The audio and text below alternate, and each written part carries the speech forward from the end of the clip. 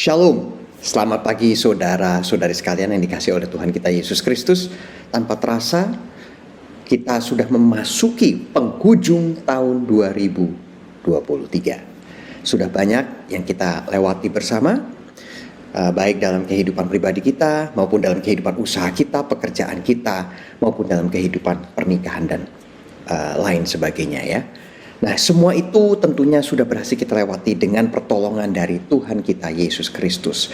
Karena tanpa kekuatan dan hikmat yang berasal daripadanya, kita tidak akan mampu untuk menghadapi semua gelombang kehidupan yang datang silih berganti, ya Pak, mengandalkan kekuatan sendiri.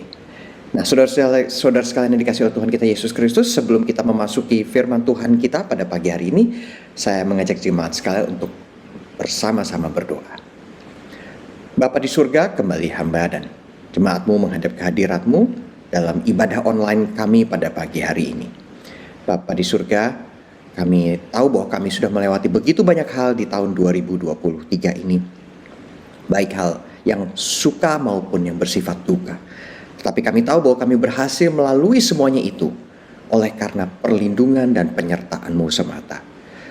Engkau sudah menyertai kami sampai pada saat ini ya Bapak. Kami percaya bahwa Engkau pasti akan terus memberkati, menyertai dan melindungi kami dalam minggu-minggu dan bulan-bulan mendatang.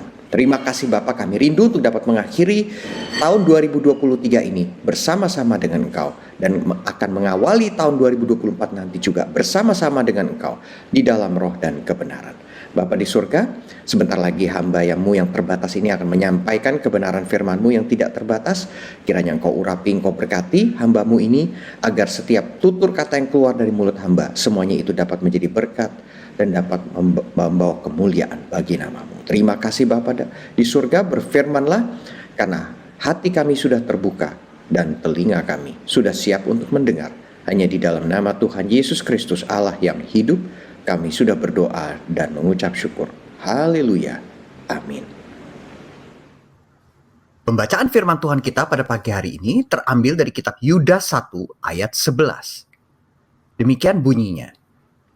Celakalah mereka karena mereka mengikuti jalan yang ditempuh Kain. Dan karena mereka oleh sebab upah menceburkan diri ke dalam kesesatan Bileam.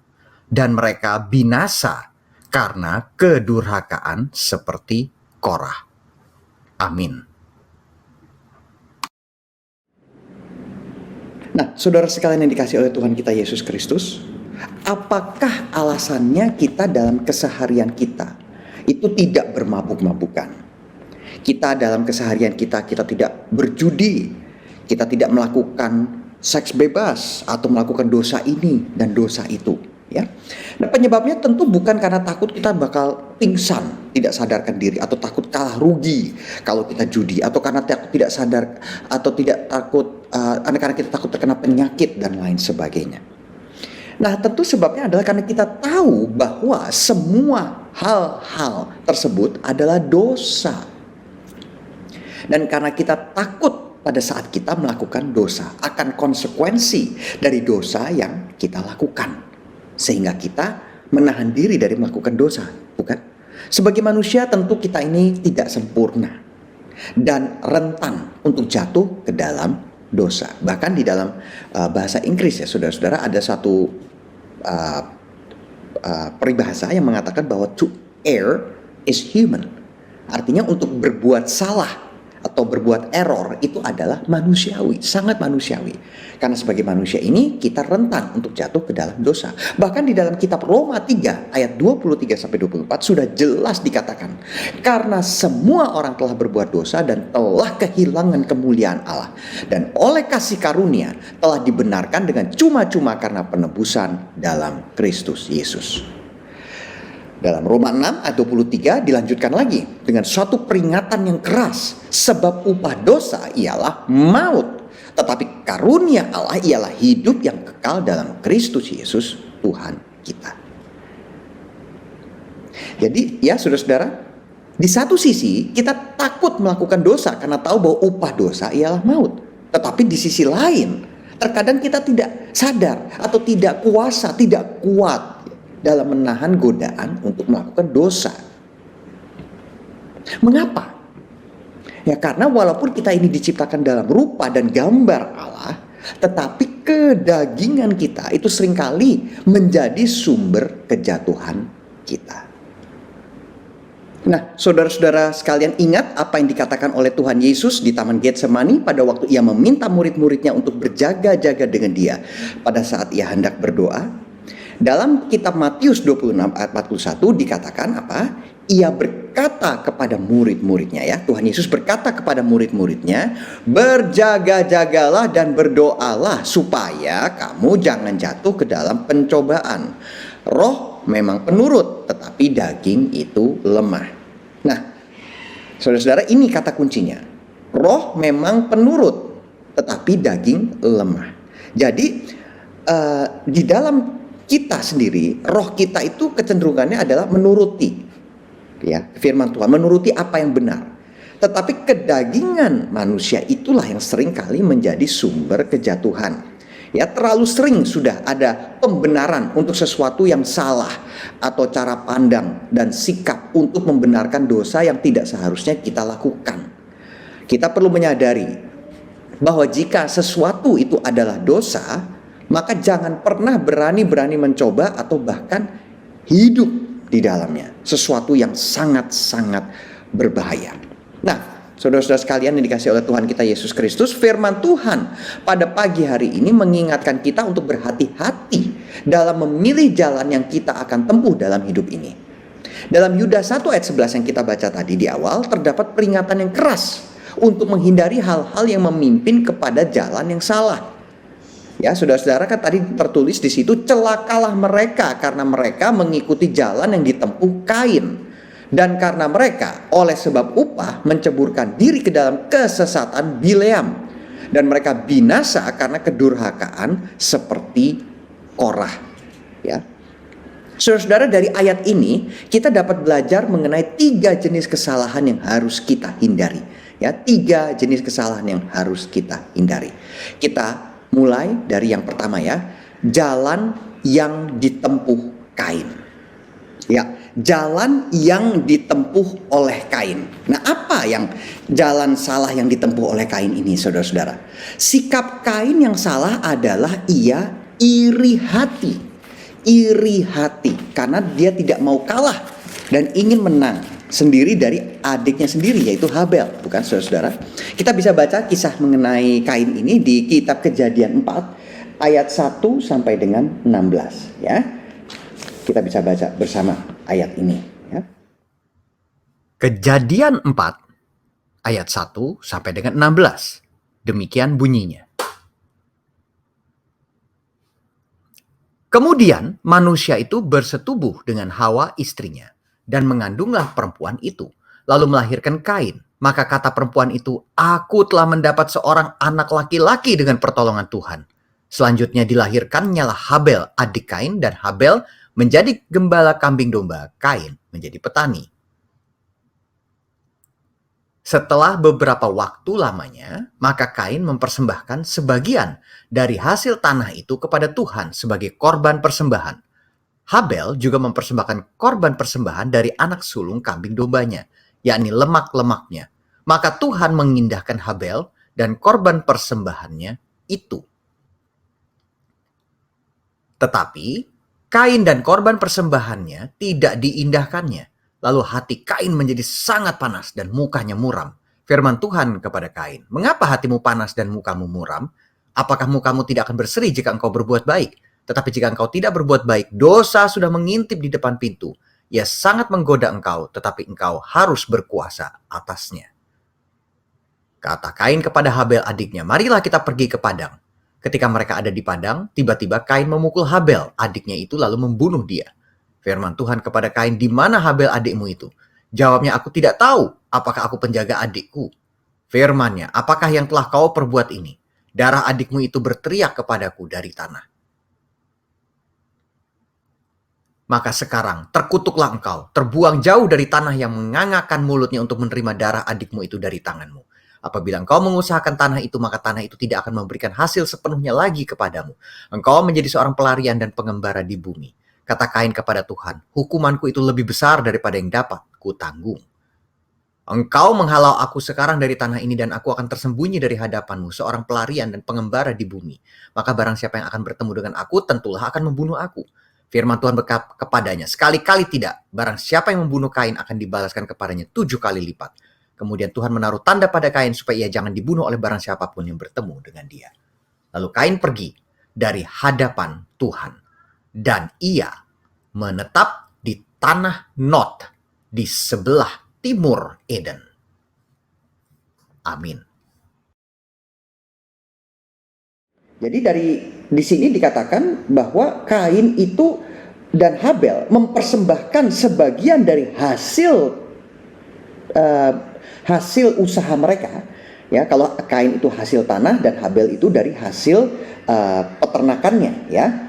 Setelah beberapa waktu lama, dikatakan di situ di Kejadian 4 ayat 3, setelah beberapa waktu lamanya maka Kain mempersembahkan sebagian dari hasil tanah itu kepada Tuhan sebagai korban persembahan.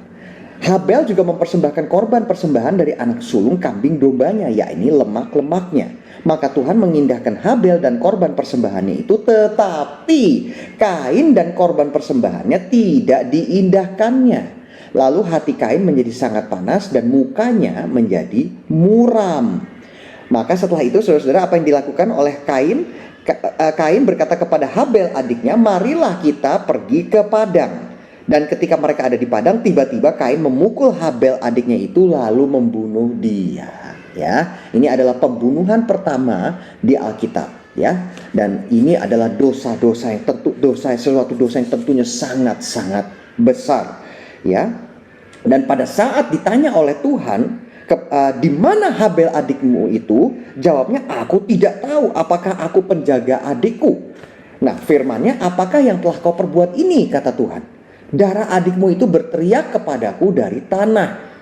Ya, maka dikatakan bahwa sekarang terkutuklah engkau. Ini kata Tuhan Allah ya kepada Kain. Terbuang jauh dari tanah yang mengangkat mulutnya untuk menerima darah adikmu itu dari tanganmu.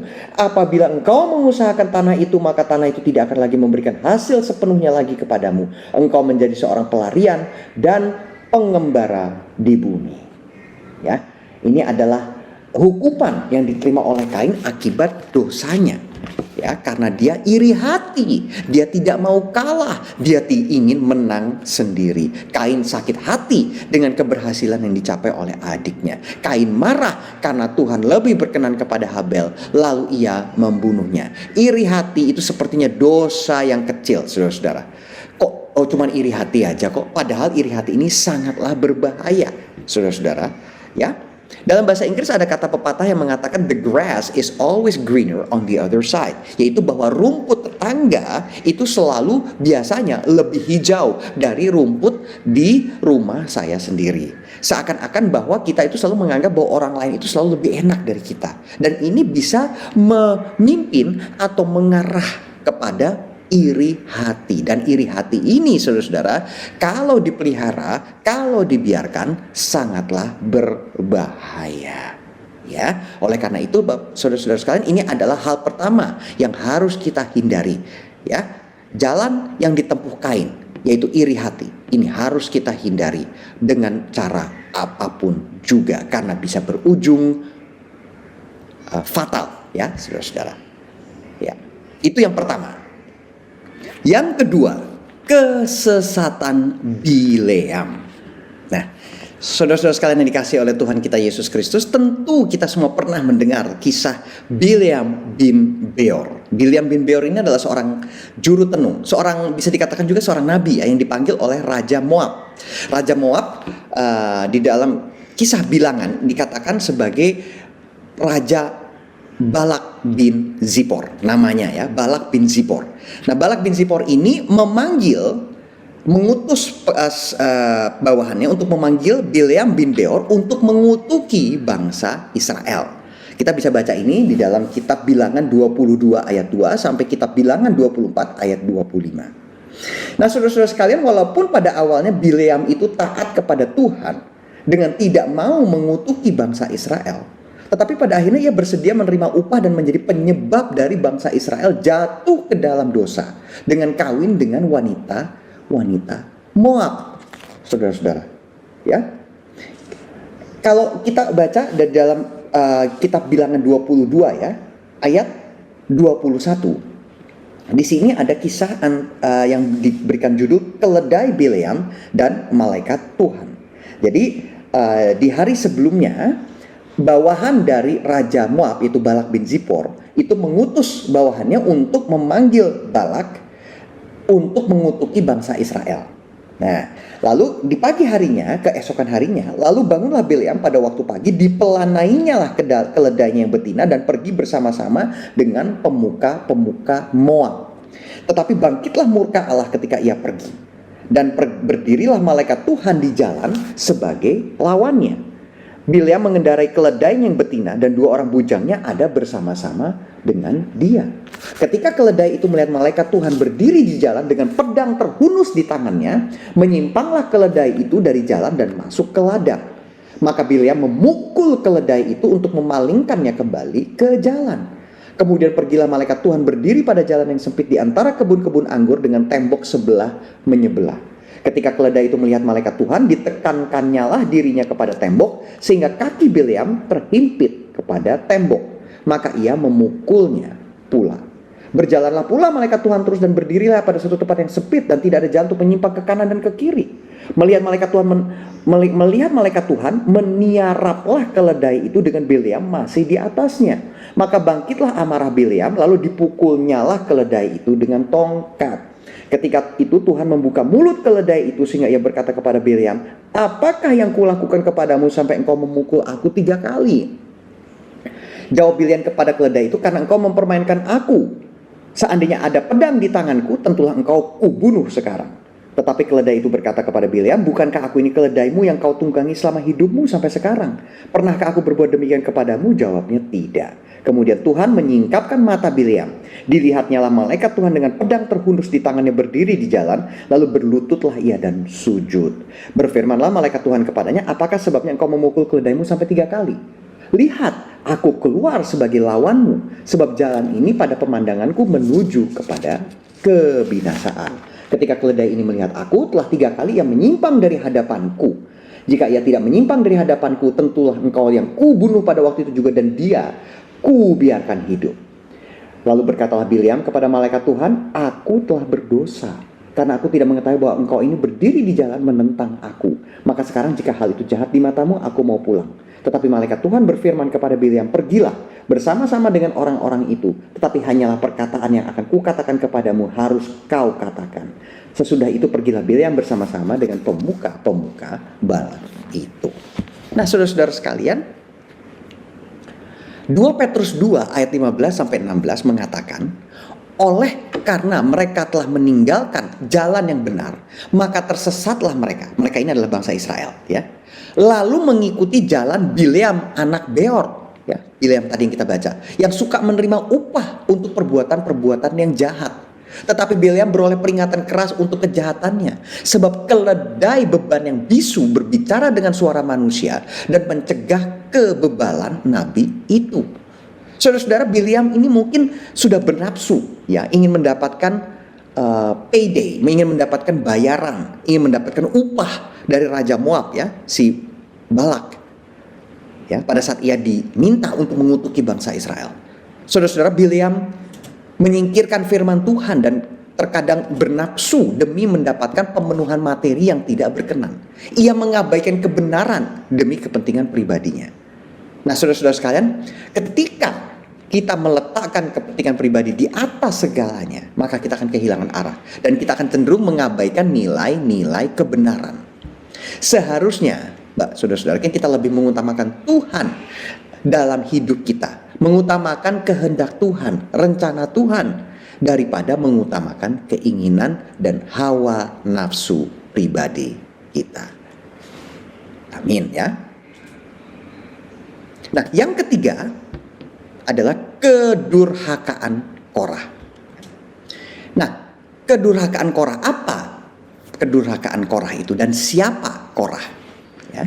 Perbuatan salah atau dosa dari Korah adalah, Korah ini adalah nama orang, ya, nama orang dan pengikut-pengikutnya yang mengikuti Korah. Nah, dosa Korah adalah dia memberontak terhadap otoritas yang sudah ditetapkan oleh Tuhan. Ya. Kedurhakaan Korah ini mengakibatkan kebinasaannya. Kenapa, saudara-saudara? Waktu orang Israel itu mengembara di padang gurun, orang yang bernama Korah ini beserta Datan, Abiram, dan 250 orang lainnya memberontak terhadap Musa. Ini kita bisa baca saudara-saudara sekalian ya, di dalam kitab Bilangan 16 ayat 1 sampai dengan 50. Bilangan 16 ayat 1 sampai dengan 50. Jadi Korah, Datan, Abiram, dan 250 orang lain pengikutnya ini memberontak kepada Musa. Mereka berkata kepada Musa, sekarang cukuplah itu. Segenap umat itu adalah orang-orang kudus dan Tuhan ada di tengah-tengah mereka. Mengapakah kamu meninggikan diri di atas jemaah Tuhan? Ya. Jadi di dalam Bilangan 16 itu mereka tuh memberontak terhadap Musa. Mereka kesal.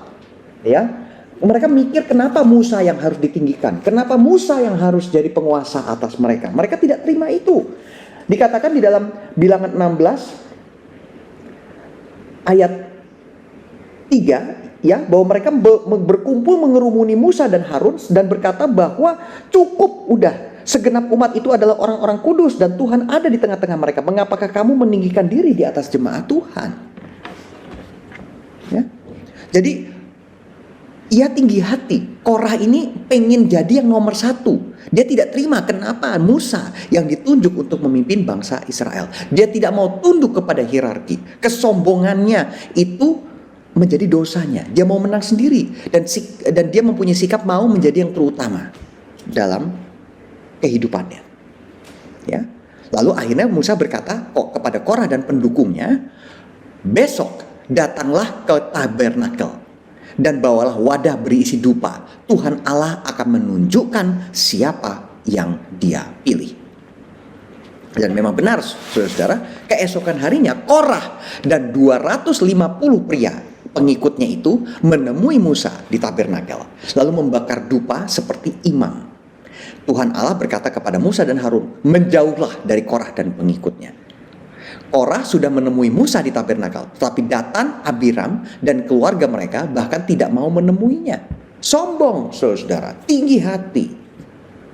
Ya, Tuhan Allah lalu menyuruh orang Israel untuk menjauh dari kemah Korah, Datan, dan Abiram. Orang Israel langsung melakukannya. Saat itu Datan, Abiram, dan keluarga mereka berdiri di luar kemah mereka. Ya, lalu tiba-tiba tanah terbelah dan menelan mereka.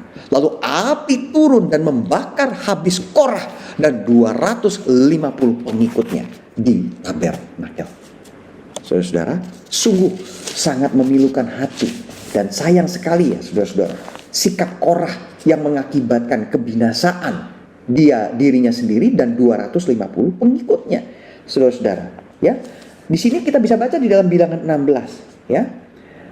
Ayat 28. Pada saat itu Musa berkata kepada Korah dan pengikutnya, dari hal inilah kamu akan tahu bahwa aku diutus Tuhan untuk melakukan segala perbuatan ini. Dan hal itu bukanlah dari hatiku sendiri. Jika orang-orang ini nanti mati seperti matinya setiap manusia, dan mereka mengalami yang dialami setiap manusia, maka aku tidak diutus Tuhan. Tetapi jika Tuhan akan menjadikan sesuatu yang belum pernah terjadi, dan tanah mengangakkan mulutnya, dan menelan mereka beserta segala kepunyaan mereka, sehingga mereka hidup-hidup turun ke dunia orang mati, maka kamu akan tahu bahwa orang-orang ini telah menista Tuhan. Baru saja ia selesai mengucapkan segala perkataan itu, maka terbelahlah tanah yang di bawah mereka, dan bumi membuka mulutnya dan menelan mereka dengan seisi rumahnya, dengan semua orang yang ada pada Korah, dan dengan segala harta milik mereka. Demikianlah mereka dengan semua orang yang ada pada mereka turun hidup-hidup ke dunia orang mati, dan bumi menutupi mereka sehingga mereka binasa dari tengah-tengah jemaah itu. Sungguh sangat tragis akhir dari Korah dan pengikutnya, oleh karena tinggi hati yang dimilikinya. Nah, saudara-saudara sekalian yang dikasih oleh Tuhan kita Yesus Kristus, pilihan-pilihan kita dalam hidup ini punya konsekuensi. Seiring kita melangkah, pertimbangkanlah dengan hati-hati sekali jalan yang akan kita tempuh. Ya, zaman sekarang kita kalau kemana-mana pergi kita mudah sekali ya, karena sudah ada teknologi GPS. Kita tinggal lihat Google Map supaya tidak tersesat. Tetapi itu pun harus kita sikapi dengan bijak. Karena kadang-kadang Google Map pun juga menunjukkan jalan yang sebenarnya tidak bisa dilalui dengan mudah oleh mobil, tetapi misalnya oleh motor. Jadi kita harus juga bijak pada saat kita menggunakan aplikasi tersebut. Nah, demikian juga dalam kehidupan kita, ya.